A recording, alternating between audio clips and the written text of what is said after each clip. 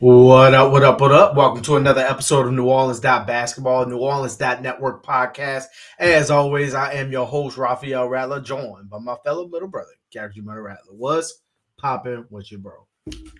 What's up, man? What's up, bro? I'm all good on this side, man. Getting into that Christmas spirit, man. We are less than a week away from the most magical holiday of all time, man. So I'm getting into the Christmas spirit. You know, Pop's birthday, Christmas. So we want to always make sure we do stuff and get him right. But man, I'm enjoying it, man. College football is coming to an end. Bowl season coming up.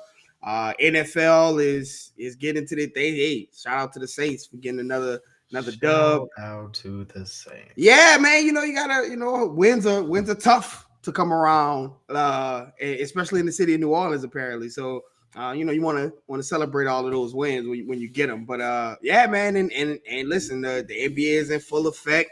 People are fighting over game balls. It is getting real, man. It's getting real in the field. So I'm enjoying it, man. Just getting through these sports months and appreciating them while we still got them.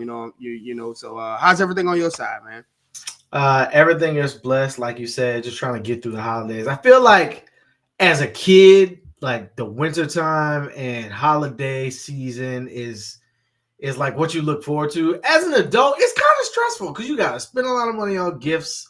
You got to go find gifts. You still working. Mm-hmm. Your kids are at home. It's a little bit of everything, but we survive it over here. So before we get into this game, a debacle of a game, make sure you guys follow us on IG, on Twitter, on TikTok, on X. That's NO Basketball, no E. Make sure you like the episode below. And make sure you will subscribe to New Orleans Basketball. So, the Pelicans had a chance to go on a 5-game win streak, started at home with a favorable schedule through the remainder of December. They were up by 24 at one point tonight in the game versus the Grizzlies, who are kind of going through a similar situation that what the Pels did at the end of last season, where not only are they out their best player, but they're out like all of the rest of their players too. They've really been struggling. They're limping into this one. They came in on a back-to-back. The Pels had a big lead at home, and they lose on a buzzer beater to Ja Morant. And his first came back where he could barely breathe at the end of the game, 115-113. So before I get your opinion on this, remember we had this conversation yesterday. I said in the close games, I don't trust the Pelicans. Like in a blowout win, they have a lot of talent. All right. But if the game gets close, they haven't shown me enough that they know what to go to when the game is on the line. So let's back all the way up. Zion starts the game with 2 fouls within seconds, within the first 2 minutes of the game. What were your thoughts on the officiating this game? You try to take an objective perspective.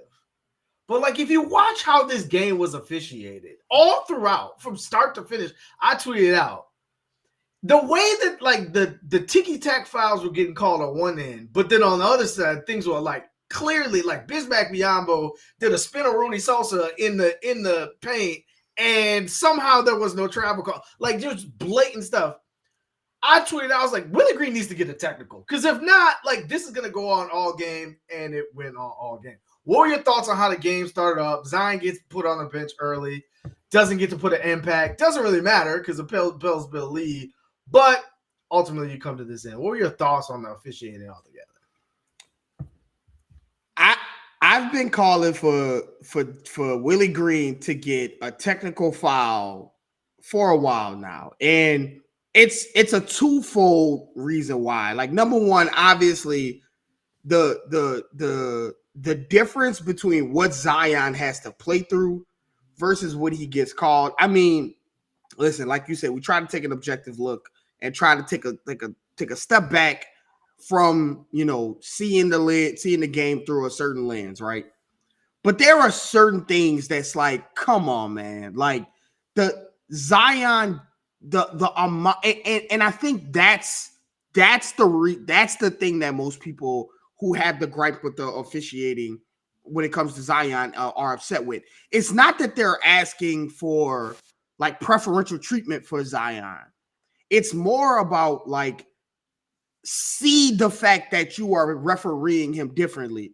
We saw when the referees missed the call for LeBron in Boston. Remember when they had the meltdown and Patrick Beverley came over with the camera to show the referee at the end of the game. And after the game, the referees were like, they tweeted out, it was like, hey, we have a lot of sleepless nights over missed calls.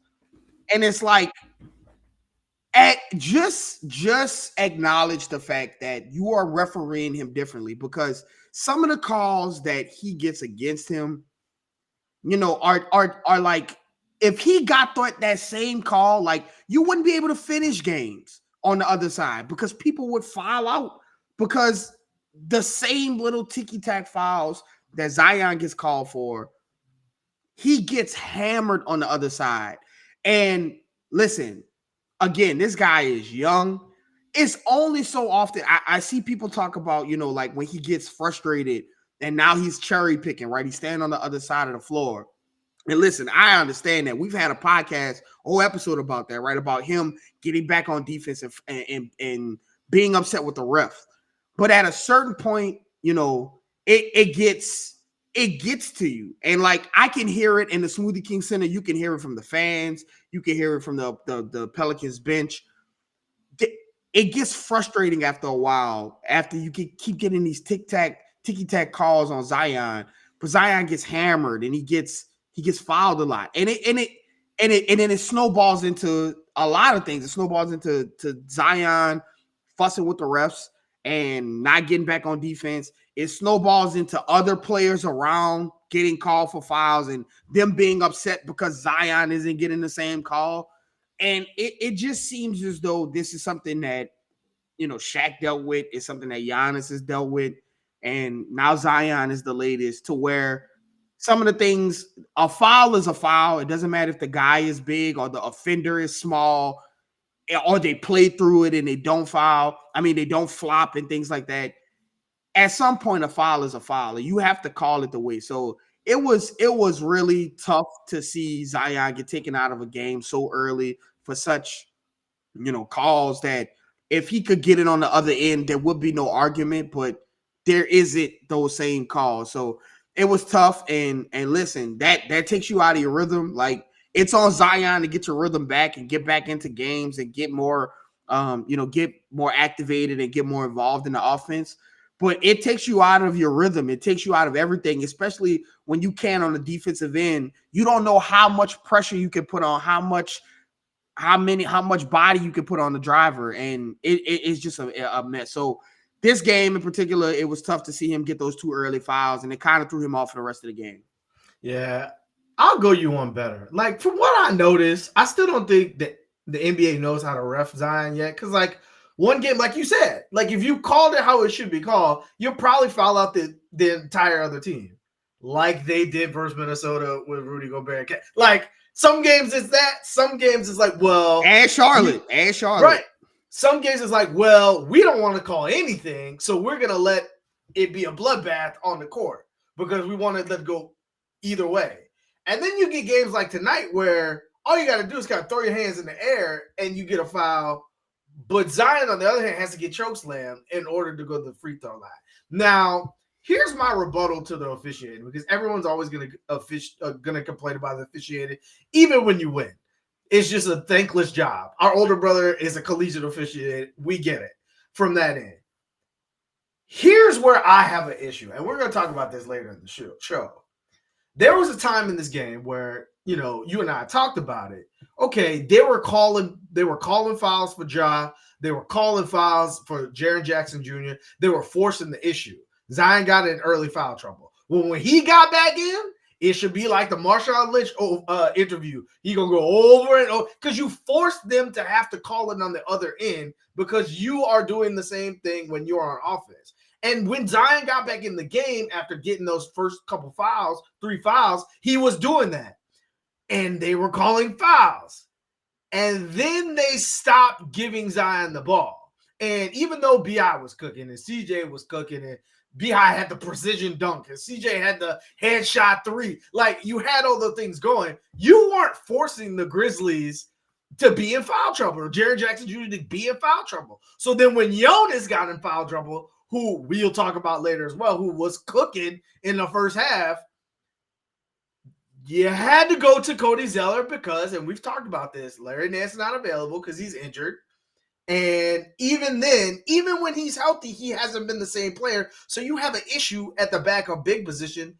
You still weren't going inside. So while the Grizzlies were slowly clawing back at this game, you weren't forcing the issue. You were settling for jump shot after jump shot after jump shot, and it allowed them to get momentum and to get back in the game. So my question to you is that more on the players, like shot selection, or is that more on the coaching staff around making sure you see the lead dwindling? You see that the Pelicans have lost close games and lost blown leads all season long. Let me make sure we get to our go-to play that's either going to get to the line or going to score. Where do you put the blame there? It's funny you should ask that, Raph, because I think it's a 50-50, like, and really probably a 60-40 with coaching taking 60 of the blame. Because I mean, on top of some of the rotations that we saw today and that we've really seen all season long, there just hasn't been a enough of a focus on Zion with the ball. And what I mean by that is it's not so much that he doesn't get the ball, because there are games where he does have the ball, right? Minnesota game, he has the ball, things like that. I just think about like some of the dominant players in the league, right? When you talk about coaching and is it coaching or players? And I think about this conversation that Shaq once had where they came down 2 times and they didn't throw Shaq the ball and they called a timeout. And Shaq said, I lit into Derek Fisher and I lit into Robert Horry and I lit into Brian Shaw and I lit into those guys like, give me the goddamn ball. So I think part of that has to be on Zion. Like, Zion and listen, he was going through some things. We're gonna talk about Zion going through some flu-like symptoms today. There are a myriad of reasons why this may have not happened, but for the course of the season, Zion has to take control of the reins of this team if he wants it to be like. I just can't imagine Shaq or Giannis or Jokic not getting the ball 3, 4, 5 possessions in a row and it being all right, like it being okay, you know, and part of this goes to, you know, this is a really tight team. These guys like each other. They all like each other. These uncomfortable conversations happen in, you know, in the meetings, the you know, hashtag the meeting, but they're not happening on the court as things are going on. And part of it is Zion needing to say, give me the goddamn ball. But part of this is the job of Willie Green. It is Willie Green's job to put his players in advantageous positions. There is no other job for a coach. Like, there is no other job. The players score all the points. The players get all the rebounds. They play all the defense. Willie Green is on the sideline. So his job is to put his players in advantageous positions. When his team is going through these times where they're not scoring the ball, like, it is upon you to get Zion the ball, to get Brandon Ingram the ball, to get JV the ball in positions where they can be effective in the paint. We're talking about a Memphis Grizzlies team that after Jaren Jackson Jr., Steven Adams was out, Brandon Clark was out. You're talking about Santi Aldama and Bismack Biyombo. There is no reason in the world Zion, Brandon Ingram, JV should not have been playing in the paint. I tweeted out early in the morning, the Pelicans should be, in my game day tweet, the Pelicans should be relentless in their attack in the rim.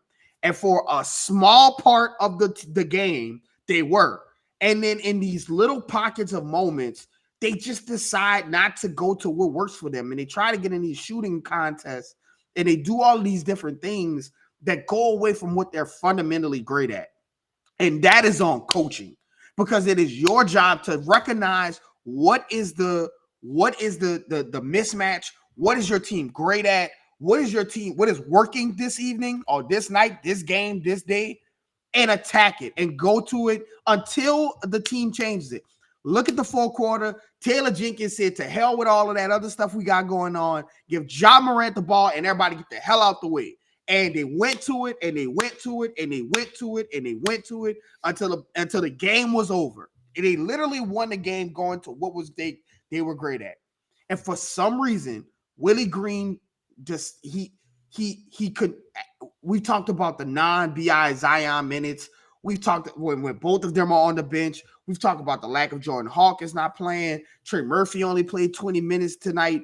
Like, there are just a lot of things that are left to be desired when it comes to the coaching as far as on the floor. So if you ask me about Zion not getting the ball and where's the split, I would say that Zion has a big part to play in it, because if you want to be this great player that you say you want to be, like, you should hold your teammates accountable to that level of that standard that you're trying to meet. And when they don't, you should let it be known.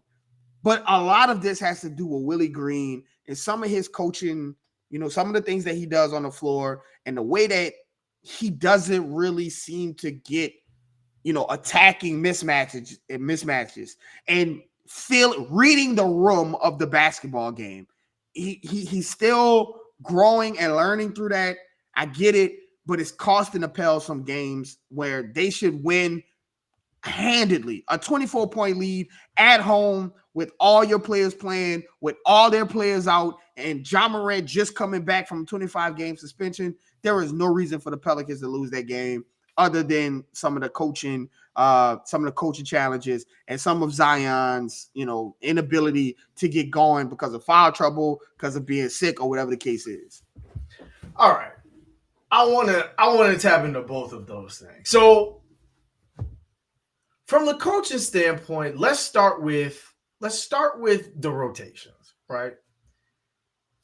There were times in this game where, again, you could, even when the Pelicans were up in the first half, you could see some things weren't going to work, right? Like Jose guarding Ja wasn't going to work. In the first half, Ja's hitting with the too small, wasn't going to work, right? I don't think that's the way you guard Ja. I think you guard Ja with size and physicality. So that wasn't going to work.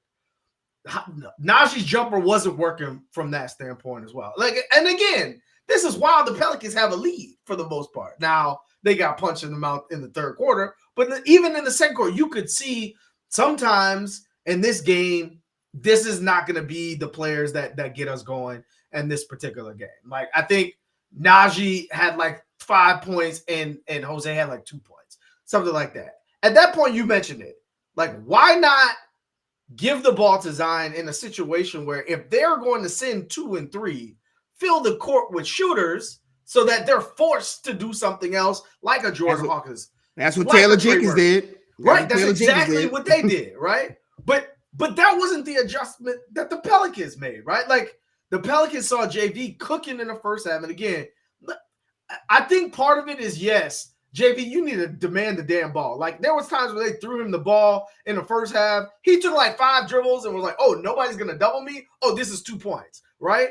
If that keeps going, you need to be demonstrative on the court, yelling for the ball. Give me the damn ball when the lead starts to dwindle. And that doesn't happen. But to your point, if you saw that was happening in the first half as a coaching staff, the moment the lead started dwindling in the second half, and you're not going to your advantage, because all they were doing, we talked about this all the last couple seasons about why Jonas Valanciunas, it was not a good fit for this team because they weren't using it correctly. They fell trapped to it again, right? They were abusing JV on the defensive end in the drop coverage pick and roll, but then weren't making them pay on the offensive end where he's over there just out there for the rebound, right? Like no even looks from the offensive end. So that's the issue. So JV gets in foul trouble. Instead of you saying, let's put our best players on the court to take advantage of what we have from a mismatch perspective, playing Trey at the 5, playing Z at the 5, whatever it may be, and spreading them out, you go with Cody Zeller, who, again, he had the putback, he had the good rebound and all that. But like that, again, if Cody Zeller is getting minutes for you, that's probably not a best case scenario, right? Raph, they kept running pick and rolls with Cody Zeller, and whoever that second player was like, I don't give a damn what Cody Zeller is doing behind me. I'm going blitz Brandon Ingram. I'm going blitz Zion, and because they just don't respect him. They just don't respect him.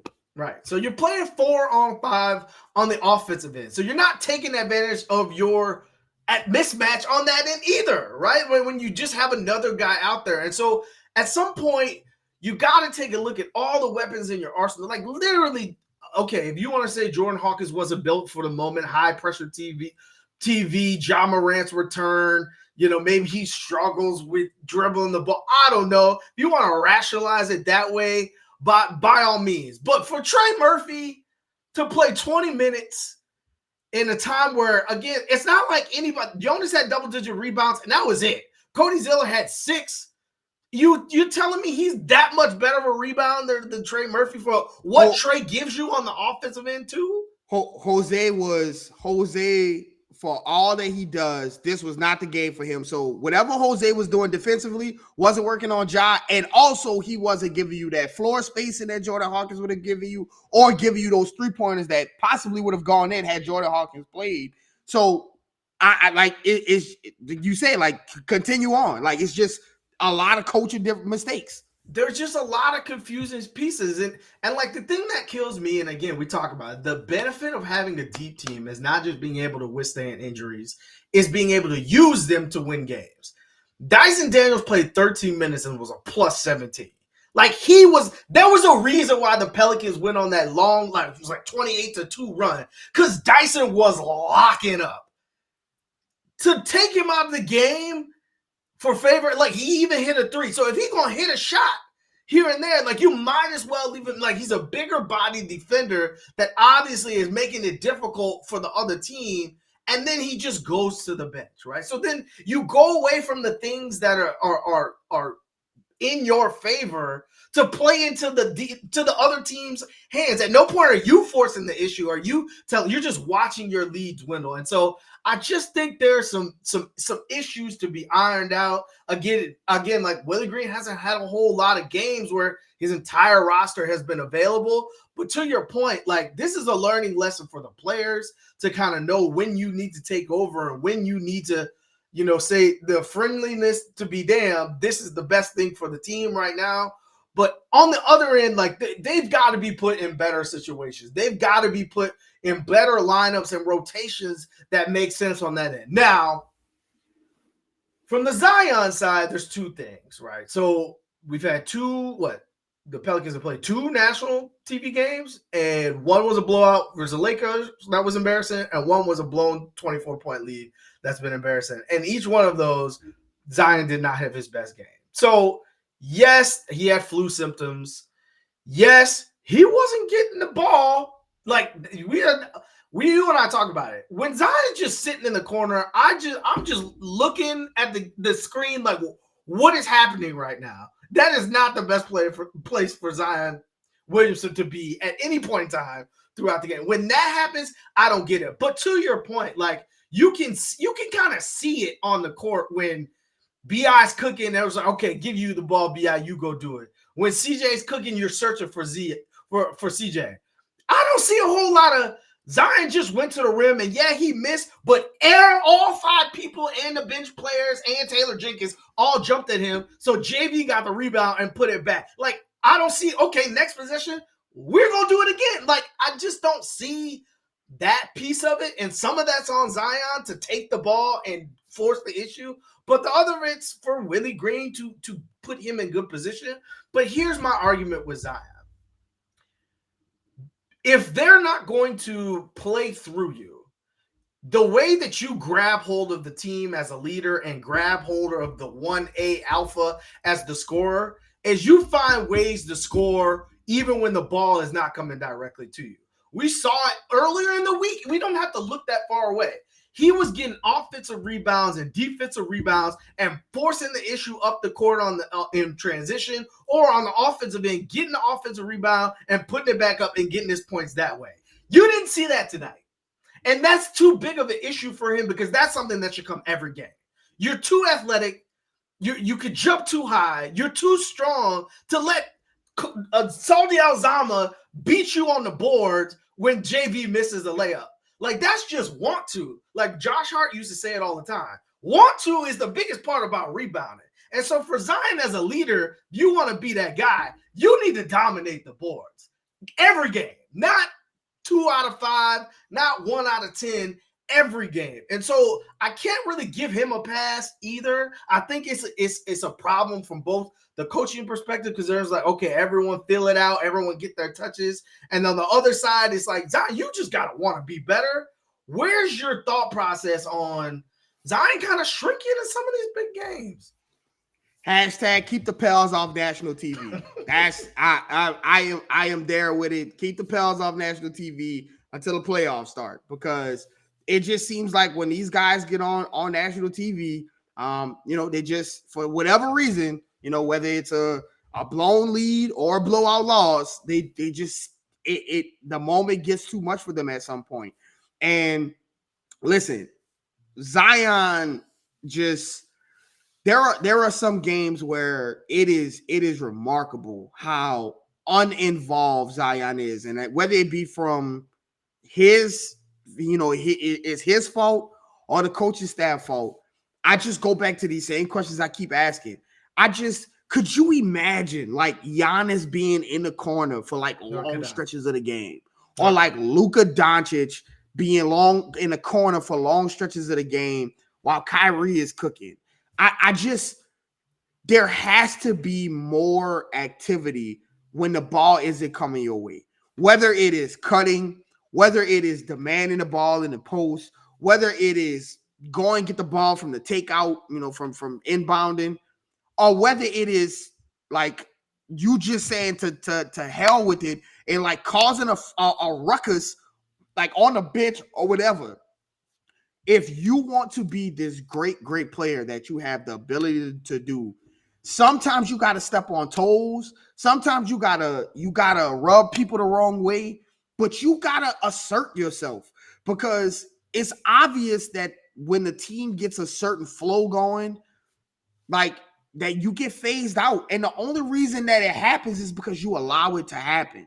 Because like I said, Shaq would never allow this. Giannis wouldn't allow it. Like, Jokic wouldn't. I can't imagine those guys just sitting there saying like, okay, well, I'm just sit on the side while Chris Middleton cooks, while Jamal Murray cooks, while Kyrie cooks. I'm just gonna stay in the corner. Like, you have to be more involved. You have to be more into the game and be more in tune into what's going on in the game. Now, he was sick today, right? Like they reported, he woke up this morning not feeling great, right? Like it sucks that it seems like every time it's a national TV game, either Zion has his worst moment at this season, or he's sick, right? Like he's sick. And listen, if the man is sick, the man is sick. I have had flu-like symptoms before. It's not fun. I could not play a whole entire basketball game with flu-like symptoms. God bless these players that can. But I've always been of the mindset, and this is something that Pops instilled in us. If you're going to get on the floor, then you on the floor, bro. Like, you on the floor. Like, if you healthy enough to dress up and get on the floor, like, play. Like, there is no excuse. And when you step on the floor and all eyes on you, Zion knew what this game was coming into it. He knew he and Ja Morant are tight. He knew this was Ja Morant's, coming out party and coming back into the game. And it was in his crib, which he called the Pelicans play a video before the full quarter of every other game at home where they talk about where they clipped Zion talking about the crib, right? And this is New Orleans and this is the crib. You got to defend the crib. You knew what was coming. You got a 24-point lead, man. Like, get all the Theraflu after, get the vapor rub after. You got to maintain that lead. You got to make sure that your team walks out with a win. Brandon Ingram did his part. JV did what he could to his part. Like, you just got to get out there and be more assertive and be more active and win that game for your team. So it was an ugly loss, another bad game for Zion, on national TV.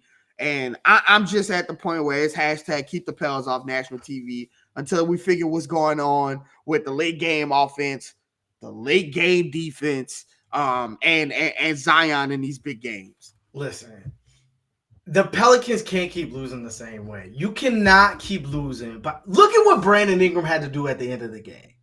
He had to go versus 2 or 3 people because they knew Brandon Ingram was shooting it to give CJ a wide open look. Now CJ hit the very late 100%. I was just about to say, boy, some of them shots CJ. But they took the ball out of the person who had it going's hands. This is the second time this season the Pelicans were like, Herb, you got it.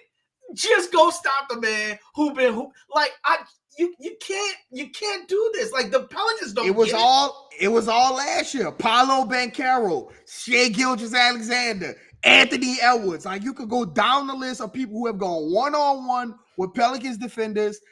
Herb, Dyson, they are fantastic, but no other stars get to go one-on-one the way that stars playing the Pelicans do. Right. So before we get out of the show, there's been a topic of discussion amongst the Pelicans Twitter and things like that about Jonas Valanciunas, his value to the team. Well, he's been a staple all season. He's missed no games. I think he's missed like 11 games in his entire tenure as a Pelican player. And tonight he had 22 and 14. Still doesn't get the ball enough. Still doesn't get used correctly all the time. At this point, the way Jonas is playing this season, I think it's less about like, can you upgrade or trade Jonas, and more, what does an extension look like for JV? Because he is the most available player. When used correctly, he's basically a top 5 center in the league. Like, if you look at Jokic and AD and Embiid, you get past them, like, it's not very many names before you get to Jonas Valanciunas. So, that being said, knowing that he already talked about this summer about an extension, what would an extension look like for you with JV? Knowing he's 31 now? I'm not going to lie to you, Raph. And had you had asked me this question last season, this would be a totally different answer. I think JV is a must-have. I just think he is. There are times where, and again, he's not used correctly all the time. He's not given the ball all the time. But there are times where JV is literally the best player on the floor. Like there are, and we're talking about somebody who should be 3rd, 4th, 5th, maybe as far as the pecking order. And there are games where this guy is the best player on the floor. And there we talked about today. Like today was a game where Ja and the Grizzlies decided, because they played with him. Like he was a Grizzly before he was a Pelican. They know his deficiencies. They put him in the pick and roll in the drop coverage over and over, and it worked. But this season, JV his defense has not been the reason Pelicans lost the games that they lost. He has been really, really good offensively, and he's been good defensively at the rim. Like being at the rim, being tall, he's been good. Like at least slightly above average. Because there were times last season where I was like, he is being played off the floor. Mm-hmm. I don't feel that way this season. Like today was a day where, of course you said today where he got cooked. But other than today, there's not been a lot of games where I've been like, JV's defense is the reason the Pelicans have lost this game. Where last season we were like, the drop coverage is the death to the drop coverage. So I think with his availability and his tenacity on the boards, and he's a guy that he's 31, but he doesn't rely on athleticism. Mm-hmm. I liken his aging to be like Al Horford, right? Like Al Horford is still a really good contributor for Boston, really good, locker room guy, a great vet to have, a guy who's seen a lot of games, and he can still contribute on both sides of the floor for the Celtics. I think JV can age into something like that, right? Like he's already starting to shoot the 3 ball way more than he has ever in his career. He's shooting at a good clip, and he's making it at a good amount too. So he's already transitioning into what kind of what we see with like Kevin Love and stuff, where like the older guys are reinventing themselves a little bit to kind of make them, fit with the times. And you see it with JV. And so between his availability, his tenacity on the board, and the way he spaces the floor now, like I don't think you let JV, I'm sure JV isn't looking for a super max contract. I'm sure he wants to get paid respectfully, right? I call him the Lithuania basketball deity. This is a man of a lot of pride. You see it in the way that he plays for his country every single year, no question. And he plays all out, all on the floor. And you see it when he comes to the NBA, right? Like he never changes. This is a guy who has a lot of pride, and you want to make sure that you take care of him for what he has done and what he still can contribute to the team. So, I think he'll demand a pretty decent salary. But I think you just got to do it, man, because that is a guy who you can rely on every single night. There is no bad game with JV, really, like statistics wise. Like even if he's not scoring, he's giving you rebounding. And if he's not on the boards, really, then he probably has like 6 threes, and he has 25 points or 30 points because of it. So like he's always available, always, constant. I call him the metronome of the team, just keeps the team on beat. And I think that you can't let that walk out, especially with no contingency plan behind him. Cause like, he's really the only true center, like playable center. All respect to Cody Zeller, but he's the only respectable playable center that you have on the team. And so with no contingency plan, like none available, none seeming like they're going to come through that door, like JV is a must-have. And I think JV has been absolutely phenomenal this season. And he still doesn't get the respect or the offensive usage that he deserves. Right. So first of all, you need to put some respect on 3-time all-defensive team in Lithuania, Jonas Valanciunas, because he is averaging a career blocks per game this year. He's also averaging 38% from 3, which is also a career high. But you're absolutely right. Like, his gluedness fits to the team. You talk about a center. Let's take center out of it, or big man out of it.